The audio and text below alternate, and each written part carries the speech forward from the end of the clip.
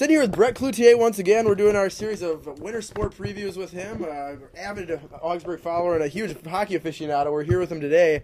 Brett, how you been? I mean, it's been a while since I talked to you. How you been? I know, it's been too long. It's been too long. Well. Absolutely. How are you doing? I'm doing all right. He couldn't appear on the Backdoor Cut this past week, but he'll be back next week, 9:30 on KAUG on Mondays. And Brett, you know, for your lack of skating ability, you really make up for it in your fantastic knowledge of the game, and that's why we're sitting with you here today. Let's first start with the last year's performance of Augsburg hockey. 9-16-1 overall, but they made an unbelievable run at the end of the year. 6-1-1 to finish the year, made the playoffs. What could you take from that year, especially with they got 27 guys coming back right now? Well, right, like you said, with so many guys coming back, you know, I mean, making the playoffs is a stepping stone. You know, now you got that goal to look for. You've been there before, so when they make the playoffs this year, it's not like they haven't been there before. You know, they're gonna be experienced in there. You know, everyone who's gonna be skating from this year, minus their goaltending, which we'll touch on later. Yep. You know, has been in the playoffs. And then I think that late season run really got the student body on board for this upcoming season for Augsburg, because everyone saw how good they can be when they kind of got their feet under them. A lot of freshmen and sophomores last year kind of got their feet under them in a playoff run. You know, and especially that St. Olaf game where they scored like 5 goals in the last 3 minutes. Yeah. It really, I think, will help for the around Augsburg. It was truly impressive with the young squad. You know, like you said, a lot of freshmen and sophomores, veteran presences, and Chris Johnson. The man has really become the face of Augsburg hockey. He was an second-team All-American last year. A performance from him can even top his performance last year. I mean, he led the team in points, and he was just an absolutely great asset to the team. Really led us to where we got. What do you think of him this year? Can he top last year? You know, it's hard to top a +15 plus-minus rating and 42 points, which he had last year. But you know what? I think, you know, Chris is a really good player. You know, he's one of the most modest guys you ever meet. You would meet him, you would never think he was as good of a hockey player as he is. You know, he just comes from a great hockey background. You know, his dad, obviously, Mark Johnson, you know, Wisconsin women's hockey coach, is also, you know, coaching the U.S. Olympic women's hockey team this upcoming winter. You know, he's a great skater. He's a great playmaker. You know, he had 28 assists last year of his 42 points. You know, he gets everyone involved. You know, initially they had that top line of Johnson and then Joel Sauer and Jim Jensen. All who are back this year. All who are back. Yep. And, you know, they were scoring almost all their goals. So then they broke up the lines last year. You'll see this year Johnson skating with Sauer and Trevor Doden, who Trevor Doden was all-West region freshman player and all-MIAC freshman player. Absolutely. And then on that second line, you'll see Nick Garan, who was also an all-freshman MIAC player, centering Mario Miele and Jim Jensen, who Jensen comes back this year with a +11 rating from last year, second on the team, and 26 points. And Garan, who actually led the team in goals last year, 16, comes back with a +31. So top two lines are really going to be carrying them. And, you know, I think you can expect at least 2 goals from those lines almost every game. Absolutely, and you know, you look at that, just such a strong, you know, returning their top 6 forwards, such a strong, you know, scoring ability they have. And, you know, early in the season, we've been through 4 games now. They beat Gustavus, national runner-up, an unbelievable victory. But this weekend they went to Wisconsin, River Falls, and Eau Claire. They didn't score a goal. Does that worry you going forward, or do you think there was just, you know, those two teams are very solid, and that, you know, they're still getting their feet under them early?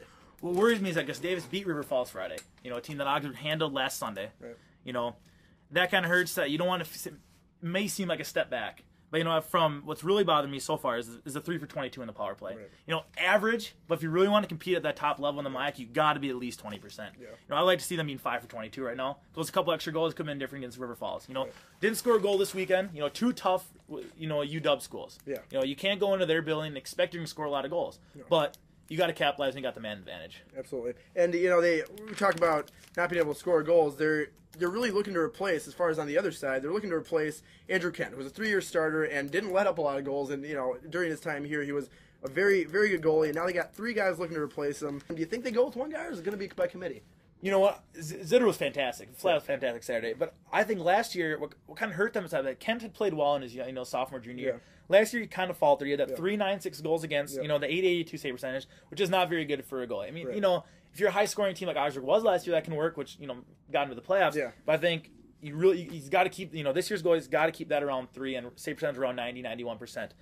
But when you have the 3 goalies who all essentially are freshmen, Zitter played a couple times last year. Yeah. But experience-wise, you know, they're first-year players. Yeah. It can hurt you because you don't have a lot of experience, but at the same time, young guys will push each other. You know, Lochner gets that shutout last Friday. Yep. Pellegrino comes in and sees that he wants to do that. You know, Zitter sees how Lochner and Pellegrino have played. They've played well. He wants to come in. He holds River Falls to 1 goal. I think initially you're gonna rotate. You get your hot guy, but you always have a guy right behind you, which will make you play that much better. The three of them definitely pushing each other for playing time, and really, really solid competition there. As far as this upcoming year, they obviously went into the playoffs last year, lost 5-4 to Hamlin in the first round. But, great game. Fantastic game. And returning 20 of those guys, you have to figure they're looking to improve this year. I mean, in the MIAC, the preseason previews have them about third or fourth, third, fourth, or fifth, depending on what you look at as far as preseason polls go. Five-team playoffs, obviously. Playoffs are a must this year. Playoffs are an absolute must. But looking forward, I think they can even improve on that, and they might see a MIAC championship game this year. Yeah, I mean, you're returning, like you said, all the top 6 players. I honestly think their top 2 lines compete with any line in the conference. Yeah. All the guys there have scored goals. All of them had well over 20 points last year. All 6 of those top 4s. I really think a MIAC championship is definitely in the cards this year. They got to get past that. Even if they're gonna get the 4 or 5 seed, that playing game, kind of hurts them because then you got the 3 games to get to win the championship instead of the 2 that the top 2, 3 seeds get. So I think the key is to get that third seed, ride a hot goalie. Ride your veterans. Johnson, Sauer, Jensen. Ride your captains. You got David Hines.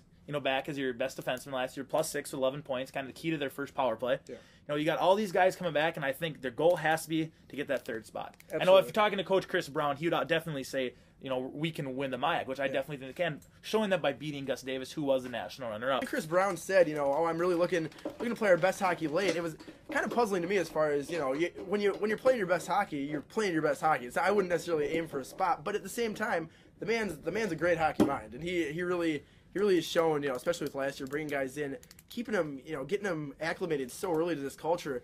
I mean, about Chris Brown is, playing your best hockey late. Do you think that he's instilling the right mindset in these kids early? Yes, he's a good hockey coach, and I think just watching them around campus, you see how hard they work. Their captain's practices, previous years, their captain's practices have been dump the pucks on the ice and just go back and forth and skate, and it's a lot of 5-on-0, 5-on-1. Right. This year they practiced. They'd actually have a captain-led practice Tuesday, Thursday. Yeah. And then they would have a scrimmage on Friday. Yeah. And it would be an intense scrimmage. They actually checked this year. Last year they didn't check until the season started. Right. So they've changed up their preseason routine to think maybe make them game ready early in the season. I think that lax captain practices last year kind of led them potentially, because when you start the season, you're just maybe a step behind those other teams who are having captain-led practice. Now this year, I know the captains Jensen, Sauer, and Johnson. Yep. And it took them in their ran practices, beat up on each other in September and early October when it didn't necessarily matter. Right. I think they'll pay dividends. That's Big Red, Brett Cloutier. He joins us 9:30, the 10:25 caller, the backdoor cut on KAUG. We'll see you next week, Big Red.